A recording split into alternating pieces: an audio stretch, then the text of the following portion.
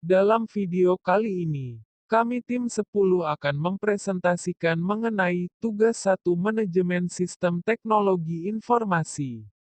Dengan judul, Perbandingan Sistem Informasi Manajemen pada Fitur Aplikasi GoFood, Gojek dan ShopeeFood. Proposal ini menjadi ajuan untuk menganalisa apa perbandingan manajemen sistem informasi dari ketiga fitur aplikasi tersebut. Berikut di bawah ini adalah roadmap penelitian manajemen sistem informasi dari GoFood, GrabFood, dan ShopeeFood. Metodologi penelitian yang digunakan yaitu metode penelitian deskriptif dengan pendekatan kualitatif. Metode deskriptif kualitatif adalah metode penelitian yang berdasarkan pada filsafat pospositivisme, digunakan untuk meneliti pada kondisi objek yang alamiah. Sebagai lawannya adalah eksperimen, di mana peneliti adalah sebagai instrumen kunci. Teknik pengumpulan data dilakukan secara trigulasi, gabungan, analisis data bersifat induktif, kualitatif, dan hasil penelitian kualitatif lebih menekankan makna daripada generalisasi. Penelitian deskriptif kualitatif bertujuan untuk menggambarkan, melukiskan, menerangkan, menjelaskan dan menjawab secara lebih rinci permasalahan yang akan diteliti dengan mempelajari semaksimal mungkin seorang individu, suatu kelompok atau suatu kejadian. Dalam penelitian kualitatif manusia merupakan instrumen penelitian dan hasil penulisannya berupa kata-kata atau pernyataan yang sesuai dengan keadaan sebenarnya. Roadmap untuk proposal itu sendiri seperti ini.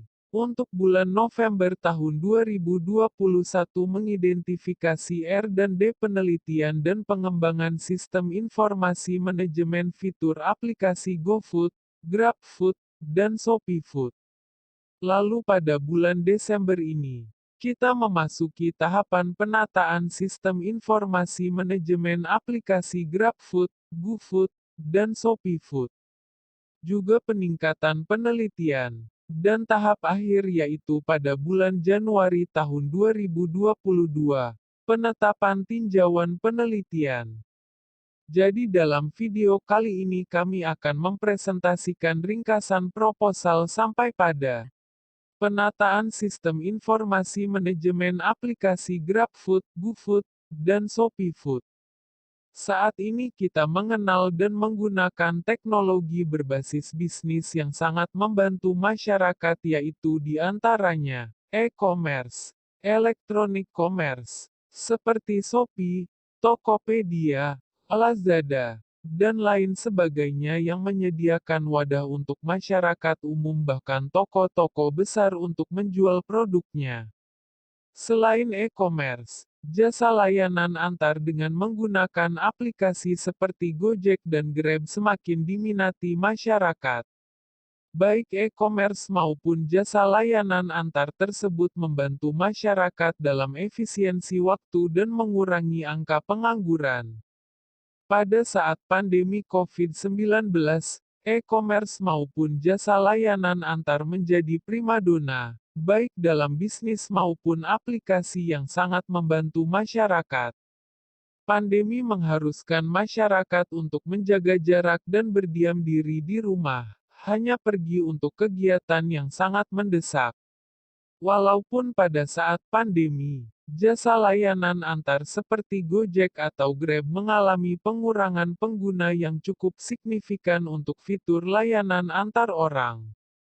Tetapi fitur jasa layanan pesan dan antar makanan atau dikenal dengan fitur GrabFood atau GoFood semakin banyak digunakan dan diminati masyarakat.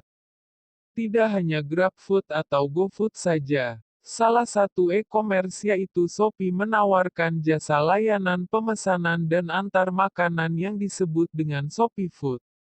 Keberhasilannya suatu teknologi, terdapat manajemen yang baik di dalamnya. Aplikasi-aplikasi tersebut menggunakan manajemen sistem informasi yang diatur untuk memudahkan implementasi suatu teknologi ke dalam aplikasi.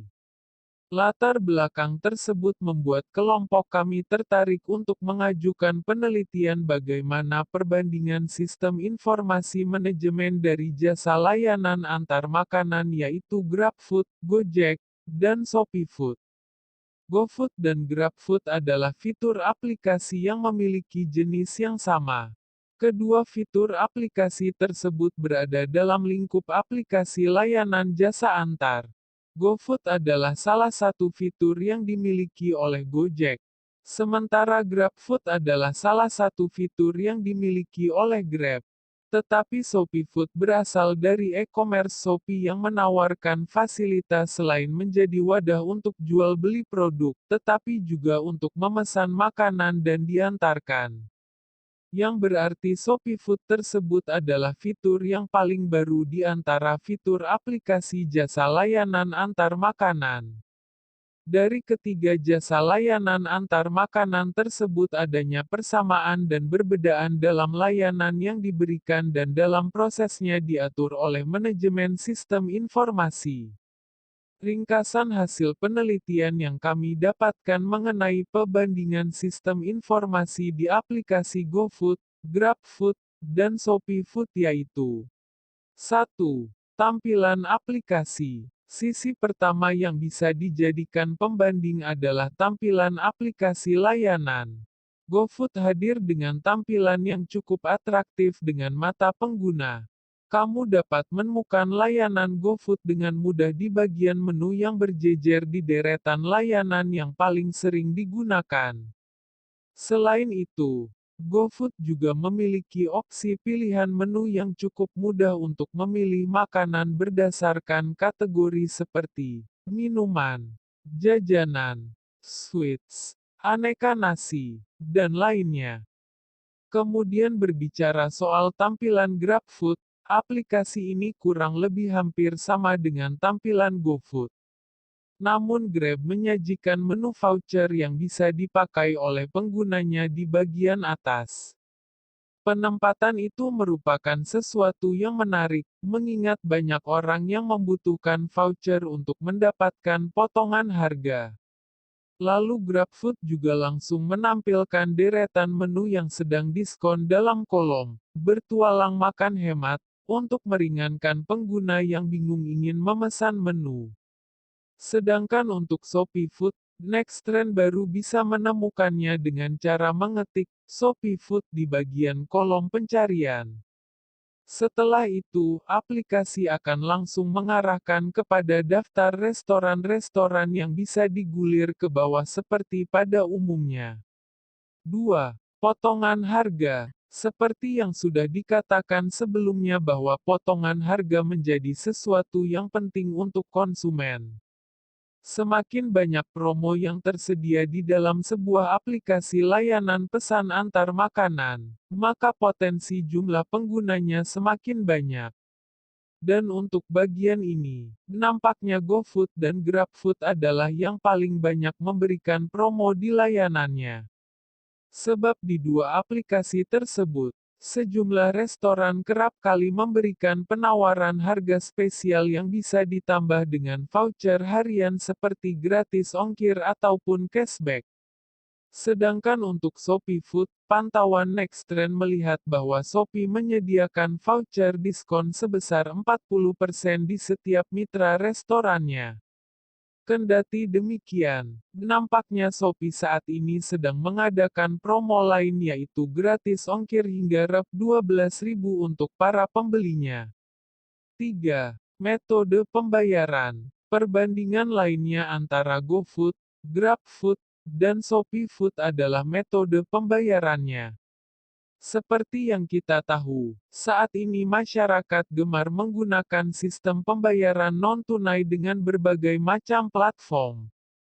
Nah, untuk GoFood tersedia metode pembayaran via GoPay, Linkaja, kartu kredit atau debit paylater, dan tunai. Kemudian untuk GrabFood ada 3 opsi yakni tunai, OVO Cash, atau OVO Points. Lalu ShopeeFood saat ini memiliki dua metode yaitu menggunakan ShopeePay atau COD Cash on Delivery. GoFood dan GrabFood memang masih menguasai pasar jasa layanan antar pesan makanan di Indonesia.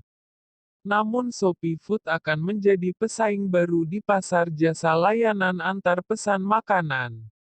GoFood dan GrabFood perlu mewaspadai adanya persaingan baru tersebut. Shopee Food sebenarnya telah beroperasi di Vietnam sejak pertengahan tahun 2020. Namun kabar ini baru ramai di Indonesia sejak awal tahun 2021. Sejak Januari tahun 2021, tren Shopee Food berdasarkan mesin pencarian Google meningkat.